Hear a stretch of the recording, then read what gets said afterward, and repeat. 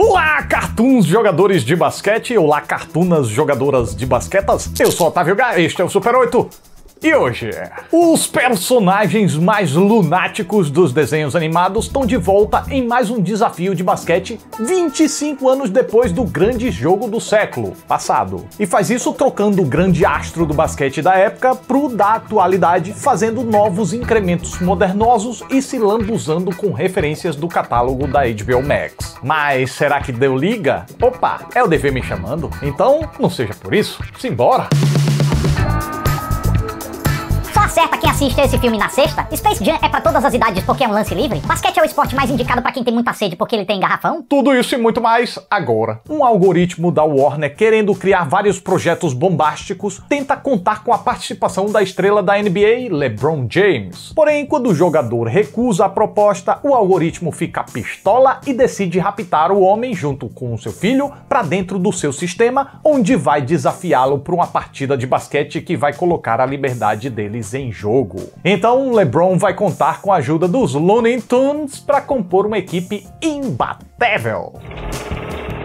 Space Jam, o jogo do século, de 96, tinha uma premissa super boboca, cheia de desculpas esfarrapadas para chegar onde queria, além de uma interpretação do astro principal pra lá de amadora. Mas ainda assim conseguia ser um filme super divertido, empolgante e genuinamente engraçado. E sendo um projeto tão simples, não tinha como errar numa continuação, não é verdade? Não é verdade. Space Jam, um novo legado, tinha sim muito onde errar e aproveitou várias oportunidades dessas. O que até serve para provar que o primeiro filme não era um filmeco qualquer. Ele tem reais valores, mas que costumam ser menosprezados por causa da sua simplicidade e da historinha babosenta. Mas pessoal, lembre-se sempre, um filme não é composto só por história. O enredo, como um todo, pesa, ou seja, o desenrolar da trama que conecta ações através de certos personagens e elementos em certas circunstâncias, passando por certos trajetos. E, sobretudo, a narrativa pesa ainda mais. Isto é, a forma como tudo é contado acaba sendo a coisa mais determinante para separar os bons filmes dos ruins. Que recursos vão ser usados, qual ritmo, vai ter pausa, qual o tempo da pausa, qual o tom, o quanto vai valorizar cada coisa, dentre vários outros fatores que eu certamente estou esquecendo agora. Mas beleza, então como é que Space Jam 2 se enquadra nisso tudo? Quanto ao enredo, demonstra ter havido um real esforço para se diferenciar do original e eu diria até que traz boas ideias, como o motivo da vez que puxa a grande partida de basquete do título. E até aí tá tudo beleza. O problema é que no caminho, tanto o roteiro quanto a direção se perdem completamente num número apavorante de escolhas ruins e mal encaixadas. Algo não tão surpreendente assim depois que a gente descobre que o projeto teve 6 roteiristas. E como eu falei em alguns vídeos aqui, um dos quais eu me lembro bem foi o de Scooby, o filme, isso raramente dá bom, porque é muita cabeça trabalhando, geralmente com o intuito de criar o máximo possível de ideias e piadas, mas sem muita atenção em como ligar tudo, o que acaba fazendo com que elas não se comuniquem bem, vire tudo uma salada de ideias e a obra perca coesão. Resultado, na ânsia de querer encaixar muitas coisas, os realizadores deixaram Space Jam um novo legado,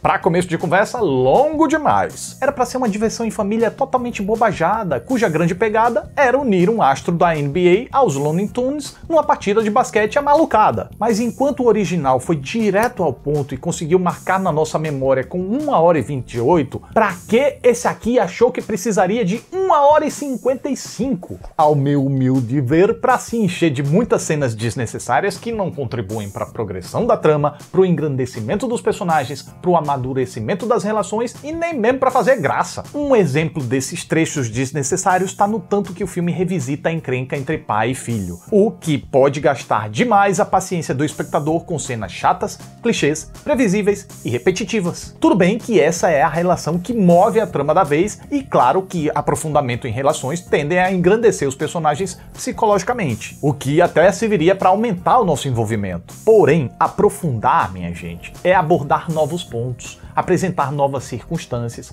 ou como o nome diz, ir mais fundo nas questões. Não ficar batendo na mesma tecla o tempo todo. Então se vai investir num draminha tão xoxinho e mais do mesmo, que pelo menos não perdesse tanto tempo. Mas o que esse filme faz, é demais. No início, só para dar sustentação a esse conflitinho, conta com um primeiro ato mais longo do que o necessário, empurrando a primeira aparição de um Looney Tunes para os 26 minutos de filme. Daí os personagens queridos dos desenhos vão finalmente aparecer, certo? Errado. O próximo só aparece aos 31 minutos e a participação massiva deles mesmo só começa aos 37 minutos. Então, para preencher o miolo até os personagens estarem todos reunidos, o roteiro se dedica a inserir sequências episódicas e preguiçosas dentro de outras obras da Warner. Nem piada elas têm direito. Basicamente, só trocam algum personagem da cena original por um Looney Tunes. Se passa, é porque a turma é naturalmente divertida, mas é perceptível como o roteiro nem se esforçou para construir piadas, gente. E o que é mais louco é que é justamente nesses trechos tanto faz e desnecessários que o filme coloca o verdadeiro LeBron James interagindo com os cartoons, que era o que a gente mais queria ver, mas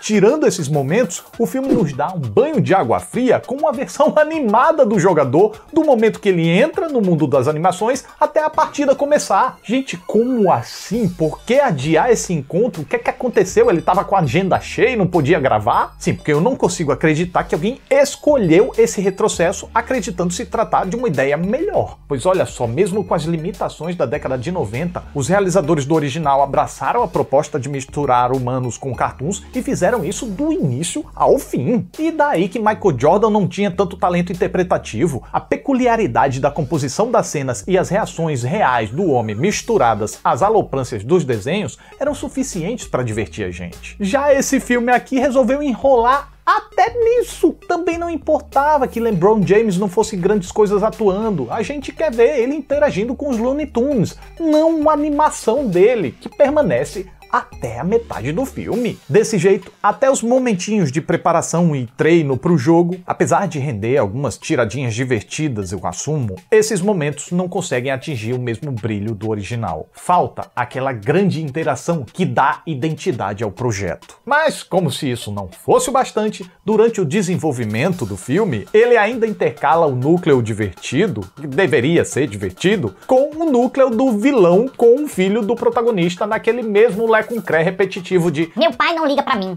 Seu pai não liga pra você. Ele tá errado.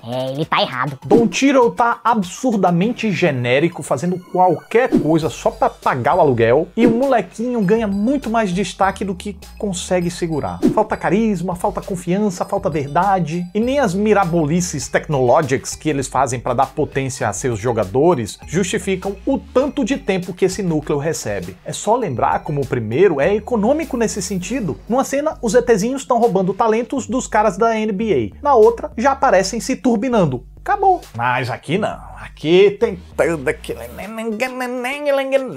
Então, finalmente, a gente chega na grande partida, título da bagaça, e aí a gente pensa, agora o negócio vai. Olha, não vou mentir que até tenta e quase consegue aqui ou ali. A nova versão 3D dos personagens animados encanta, sem comprometer suas identidades, e tem alguns bons trechos alucinantes que podem satisfazer alguns. Os vilões agora levaram o jogo para uma nova vertente videogêmica que tem uma contagem de pontos diferentes e possibilita uma gama enorme de trapaças, o que eu acredito ter sido eficiente para atualizar a disputa para os dias de hoje, trazer novidades e proporcionar surpresas. Infelizmente, apesar de eu conseguir me divertir com esses momentos esporádicos, em relação ao todo, eu não experimentei tanta satisfação assim. Acontece que as malditas interferências do draminha mequetrefe de pai e filho continuam até aqui. Sim, durante o jogo, interrompendo a ação e freando o ritmo da experiência com frequência, o que me deu uma canseira. Mas não foi só isso que me deixou pra baixo, não. Se antes aquelas ceninhas gratuitas dentro de filmes da Warner pareciam meras autopromoções, nesse trecho aqui fica mais do que óbvio o intuito da Warner. Gente, referência é bacana, mas elas precisam agregar de alguma forma à história, ao desenvolvimento, ao humor. O que eu acredito ter funcionado muito com uma certa participação especial, ela divertiu pela subversão da ideia proposta. Deve ter sido até a minha maior risada no filme. Mas em geral, as referências aqui são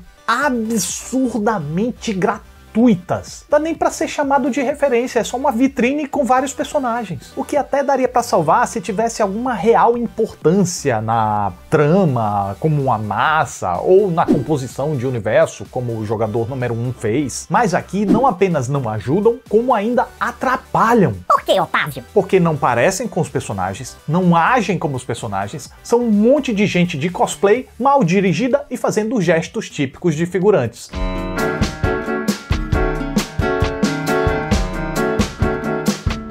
Que bexiga é isso? E sabe o que é pior? É que eles ainda estão distribuídos bem na lateral da quadra, que não tem recuo, justamente para deixar eles ali em evidência e tirando a atenção da ação principal. A ação principal que ainda é alocada num cenário que não favorece. Veja bem, um ginásio com quadra clara realça os personagens através do contraste, mas num ambiente de piso escuro, com a multidão perto demais e acumulada nas laterais, em vez de verticalizada, tudo acaba meio que se misturando, fica aquele bololô de informação. Resumo da ópera, o que era para ser um cenário modernoso, espetaculoso e grandioso, mas parece uma várzea apertada, claustrofóbica, ordinária e embolada. Tudo, ao que me parece, para priorizar a divulgação do catálogo do estúdio, na HBO Max. E olha só, o Space Jam original até tinha algumas piadinhas metalinguísticas colocando a Warner em evidência, mas jamais assumia esse nível visto aqui. Curiosamente, ao guiar o projeto com foco em referências gratuitas e sem muita coesão, a Warner parece não perceber que repetiu o erro do próprio vilão do filme, que acredita que participações especiais são suficientes para criar um projeto de sucesso. Uma ideia tão tosca que é reprovada pelo próprio roteiro. Pelo visto, os executivos da Warner sequer devem ter visto o filme que eles estavam fazendo. Acho que só foram palpitando e interferindo no trabalho do diretor Malcolm D. Lee, que eu não posso nem criticar porque deve ter sido mexido pelos executivos desse filme aqui, não tá no gibi, nem no cartoon. Space Jam, um novo legado, não precisava muito para ser uma cativante massagem na nossa nostalgia, mas não sabe aproveitar a dinâmica que faz a sua proposta ser especial. Não precisava muito para ser engraçado, mas achou que só fazer referência seria o suficiente. Não precisava muito para ser envolvente, mas achou que também precisava ser profundo e fez isso apenas repetindo uma mesma nota o tempo todo e acabou ficando chato. Não precisava muito para ser divertido, mas é tão bagunçado, inchado e acumula tanta decisão ruim que fica difícil. Ah, eu já ia esquecendo, não precisava muito para ser entusiasmante e maneiro, mas nem as músicas dessa vez souberam escolher. E essa é a minha reação enquanto eu assistia ao filme. Então é isso, mais um Super 8 tá chegando ao final, fico muito grato pela atenção de vocês, muito obrigado, até a próxima aí.